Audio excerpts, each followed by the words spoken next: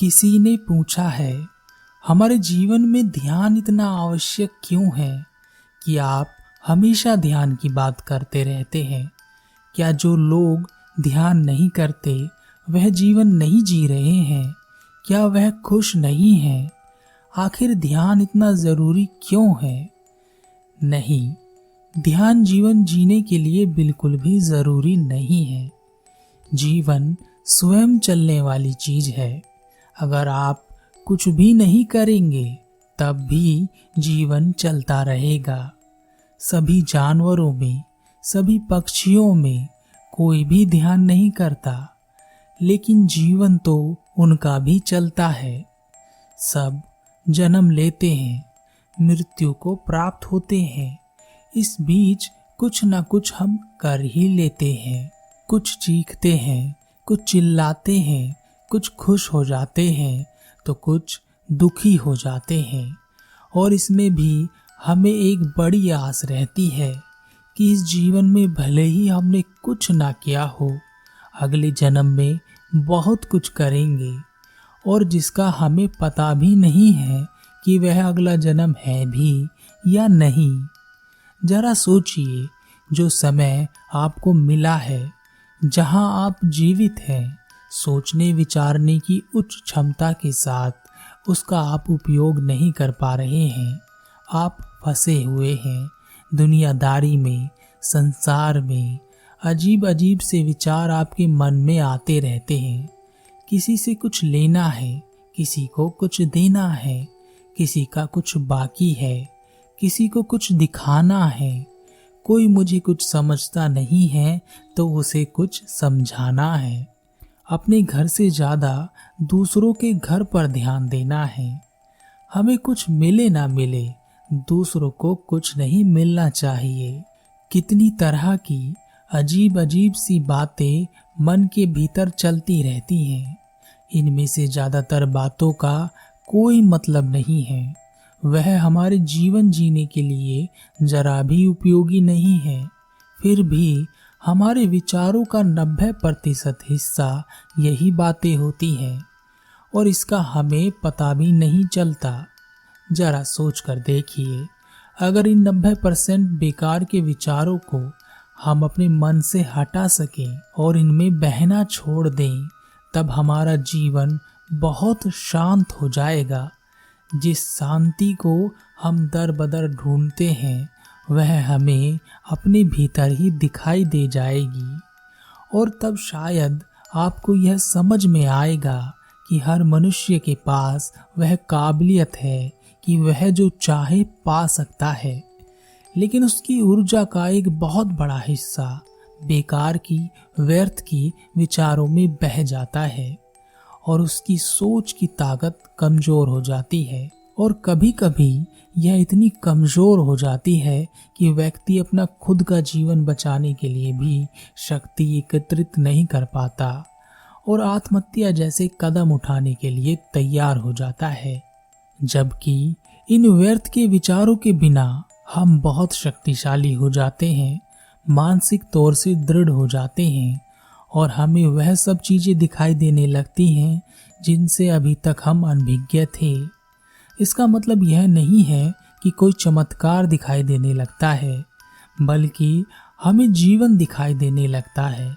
हम महसूस करते हैं कि हम जी रहे हैं, ना कि जीवन को ढो रहे हैं।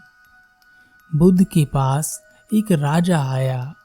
उस राजा ने बुद्ध से कहा, हे बुद्ध, आप सबको ध्यान सिखाते हैं। इस ध्यान साधना से हमें ऐसा क्या प्राप्त हो सकता है जो हमें मेहनत करने से नहीं मिल सकता? ध्यान की जगह अगर हम अपने जीवन में मेहनत करें तो हमें अपने जीवन में खुशियां प्राप्त हो सकती हैं। बुद्ध मुस्कुराए और बुद्ध ने कहा, तुम सही कहते हो। परिश्रम करने से हमें वह प्राप्त हो जाता है जो हम चाहते हैं, और जैसे ही हमें वह प्राप्त होता है जो हम चाहते हैं तो खुशियां स्वतः ही आ जाती हैं। हे राजन, क्या तुम बता सकते हो, अपनी स्त्री को छोड़ पराई स्त्री के पीछे जाना क्या सुख दे सकता है, और क्या यह उचित है?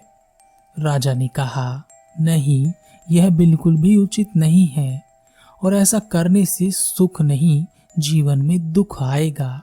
बुद्ध ने कहा, तो राजन, अभी तक आपको ऐसा करने से सुख क्यों प्राप्त होता रहा है?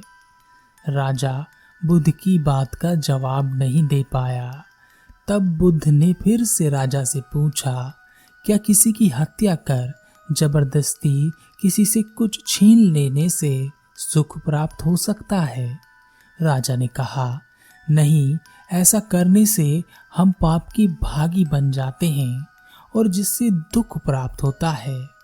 बुद्ध ने कहा, तो राजन, आपने तो ऐसा हजारों बार किया है और हर बार ऐसा करने पर आपको क्या दुख प्राप्त हुआ है या सुख की प्राप्ति हुई है? राजा ने कहा, हे बुद्ध, आश्चर्य है, कार्य तो यह सारे ऐसे ही हैं कि इनसे दुख की प्राप्ति होनी चाहिए, लेकिन मैं यह आभास कर पा रहा हूँ कि हर वक्त जब भी हम कोई बुरा कार्य करते हैं तो उस बुरे कार्य को करते समय हमें सुख का अनुभव होता है। हे बुद्ध, ऐसा क्यों होता है? बुद्ध ने कहा, अब इस बात पर थोड़ा विचार करो, मेहनत करो, थोड़ा ध्यान करो और तब इसका उत्तर तुम्हें अवश्य मिल जाएगा। राजा बुद्ध को प्रणाम कर वहां से चला गया, लेकिन उसके मन में यह सवाल घर कर गया कि बुरे कार्य करते समय सुख का अनुभव कैसे हो सकता है। उसने यह बात अपने दरबारियों को बताई, बड़े ज्ञानियों को बुलवाया और उनसे पूछा, ऐसा क्यों होता है? लेकिन कोई भी स्पष्ट जवाब नहीं दे पाया। राजा को बुद्ध की बात याद आई और राजा ने भिक्षुओं की सहायता से ध्यान करना आरंभ किया। काफी दिन गुजर जाने के बाद राजा को अपने सवाल का जवाब मिल गया। राजा थोड़ा हैरान भी था। उसने पहली बार खुद के अंतर से जवाब को पाया था। वह बुद्ध के समीप पहुंचा और उसने बुद्ध से कहा, हे बुद्ध, मुझे मेरा जवाब मिल गया है। बुद्ध ने कहा, तुम्हें क्या मिला? राजा ने कहा, मैंने जाना है कि सुख की चादर में लिपटा हुआ दुख किसी को दिखाई नहीं देता। वास्तव में जब हम सुख का आनंद ले रहे होते हैं तो यह जरूरी नहीं है कि वह सुख ही हो। सुख एक भ्रम है और इस भ्रम का अंतिम छोर दुख ही है। दुख हमें सत्य के दर्शन कराता है। वह हमें बताता है कि हमने जीवन में क्या गलतियां की है, लेकिन अफसोस यह गलती हो जाने के बाद ही आता है। गलती ना हो इसके लिए हमारा होश में होना जरूरी है। जिस सुख को हम वास्तविक समझ रहे हैं उसकी वास्तविकता हमारी समझ में आना जरूरी है और यह केवल ध्यान और इससे उत्पन्न समझ से ही संभव है। हे बुद्ध, मैं आपका आभारी हूँ कि आपने मुझे एक नई जीवन से परिचित कराया। और यह कहकर वह राजा बुद्ध के चरणों में गिर गया।